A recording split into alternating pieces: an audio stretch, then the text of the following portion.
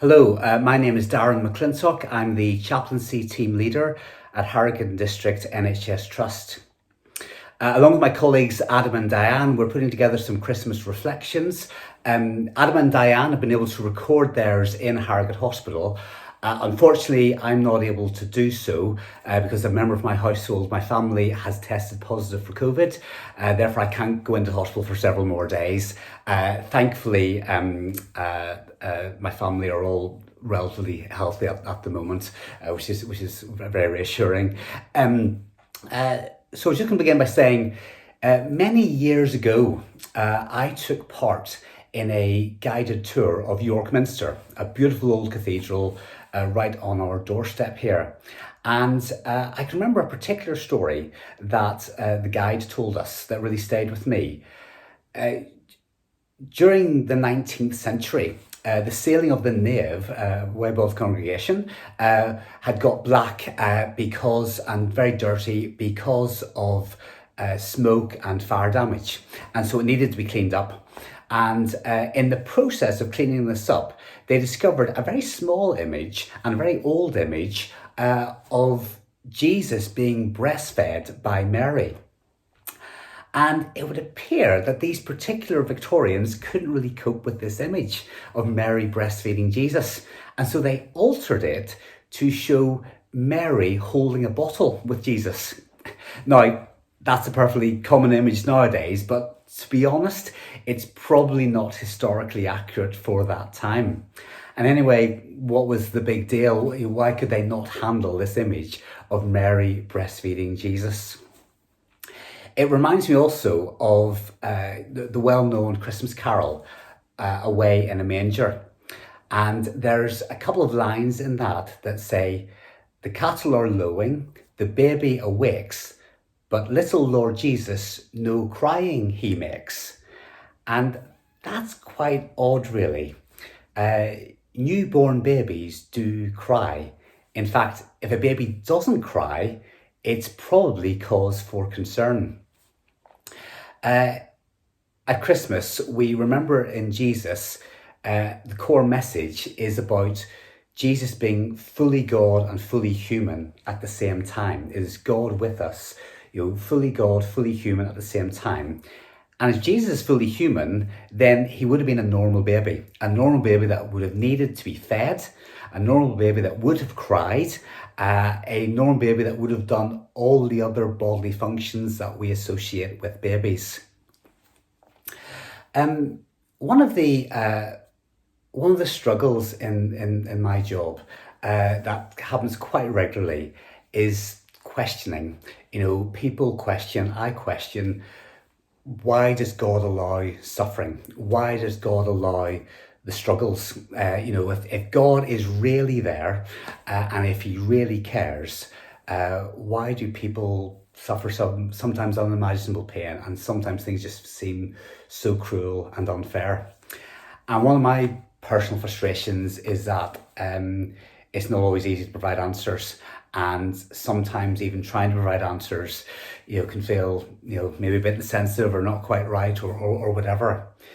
But what I find reassuring, and I hope and believe that it brings comfort to many others, is that at the heart of the Christmas message is that we don't believe in a God who is somehow distant and aloof and far off and separated from suffering.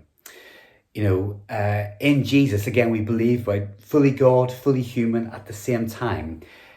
In the person of Jesus, in this baby Jesus that grew up, God experienced every human emotion that we go through.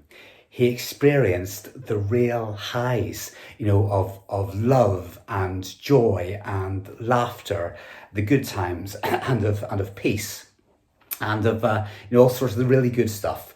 But he also experienced the really tough stuff. He experienced the lows of pain and suffering and loss and grief and struggles, even anger. He experienced all these things, and therefore, whatever we go through, there's a God who understands and relates to and empathizes our experiences.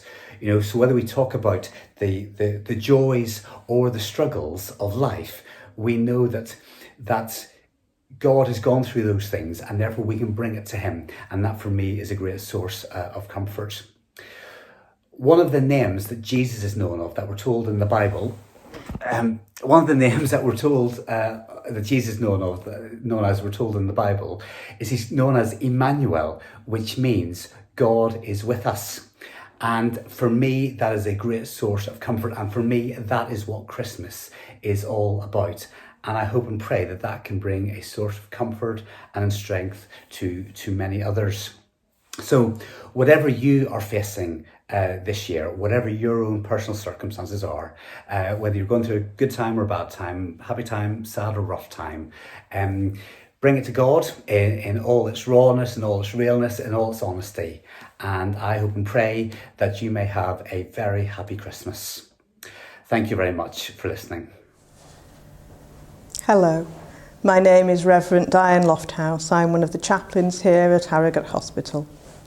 I hope these Advent reflections bring you some hope, peace and joy as we journey closer to the celebration of the birth of Jesus Christ.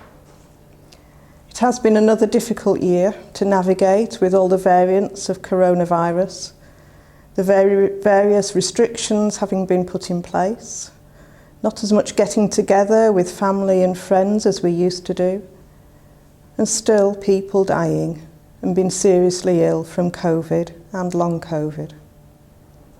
The NHS are under great strain trying to help everyone. We in the chaplaincy team are walking alongside those who are ill, those coming in for planned surgery, those who are dying, and also supporting the relatives of patients and staff at the hospital. It's a very stressful time for everyone, and yet we keep going. We keep on gently holding the hands of those in distress. We keep looking after those who are ill, be it physical, mental, spiritual or emotional. We endeavour to journey with all who are under our care, to be a listening ear, to give practical support, and to walk alongside patients, relatives, staff and volunteers. We journey every day with Jesus. Mary and Joseph journeyed to Bethlehem, where Mary gave birth, and then continued to journey on with Jesus. When he, Jesus, the Christ child, Emmanuel, God with us, when he arrived in our world as a tiny baby, nothing would ever be the same again. Something so incredible happened that day that still to this day we mark it in history, explaining historical events as BC or AD, so before Christ, or Anno Domini, which means in the year of the Lord. So therefore any time after the birth of Christ. Remember, Christ is not just for Christmas. He travels and journeys with us each and every day and night. This brings comfort and hope and joy to Christians throughout the world. But even those who do not profess to be Christians still celebrate Christmas, because it's all about love, celebrating, thinking of others in the gifts that we share, and the family and friends coming together in joy. This is God with us. God is love. God encourages us to think of others and to share our wealth and our time with others. He rejoices as family and friends share happy times together, but he's also with those who do not feel able to celebrate. He is with those who are lonely, those who have an empty place at the table because their loved one has died. He's with those who can't afford to have a special Christmas meal. He's with those who are sad and those who are ill and those who feel lost. He's with those who find life extremely difficult and the last thing they want to do is to celebrate. and it makes it harder for them, seeing everyone else celebrating and having fun. But no matter what the situation we find ourselves in, we are never alone, for God is always with us. It's important for us as humans to have the company and love of other human beings, as we are relational creatures, so we need each other as well as God. So this Christmas, I ask you to think about who you can support, who needs your help, who needs your love, who can you bring some Christmas cheer to, or some hope, peace, or joy. I pray that you are also supported and loved, and this will bring us all closer to God. So give thanks for all your blessings, big and small, and I hope you have a wonderful Christmas time of celebration and remembrance. So may God bless you all and help you in all your endeavours to help others feel free, feel hope, love and joy this Christmas time. Amen. Hello, I'm Adam, one of the chaplains at Harrogate and District Hospital. And this Christmas time I'm speaking to you from the chapel. Or am I? That's the difficulty with video communication, isn't it? We can't be absolutely sure of what's really real. This might be the chapel, or it might be millions of pixels arranged on your screen to look like the chapel. Or it might be my back room, hastily made to look like the chapel. After all, I think most people see my dog collar and think I live in a church anyway. But enough of that hideous thought. What's really real? It's an unsettling question. With the rise of Omicron, most evil sounding of all the variants, we might be on the edge of being plunged back into a virtual world once again. And how difficult many of us found that. Unable to really tell what someone was thinking or feeling because we couldn't feel their energy or see what their body was saying. When you're listening to the Christmas story, you might be asking yourself, what's really real quite regularly? And if you've been lucky enough to go to a nativity play at a primary school, part of the incredible charm is that the shepherds are wearing tea towels round their heads, the star is wonky, and the walls of the inn are falling down. But we never doubt there is something really real going on, shining in the chaos. We see the kids' faces, and they shine brighter than any star. For many, the original biblical narrative is scarcely very believable either. The action proceeds based on dreams rather than hard science. It relies on heaven being torn open and legions of angels doing a song and dance routine. And most of the characters, if we're being honest, are hardly well fleshed out in terms of motivation or inner life. But Mary and Joseph are different. Mary, a young girl facing the acute uncertainty and ecstasy of bringing a new life into the world. And Joseph, who is aware that this pregnancy brings more than a whiff of scandal with it, sharpening into a dilemma of how he protects and cares for a child that might not be his. Christmas in our homes is often the interplay of reality and illusion. Where does the reality of Christmas lie? Is it in 100 Christmas cards threaded neatly on a string? Is it in dozens of new toys ripped open before breakfast? Or is it in the empty boxes which magically become something else? Is it in the eating, where 3 different types of potato for Christmas lunch is being restrained? Or is it feeling so full you can't move from the sofa?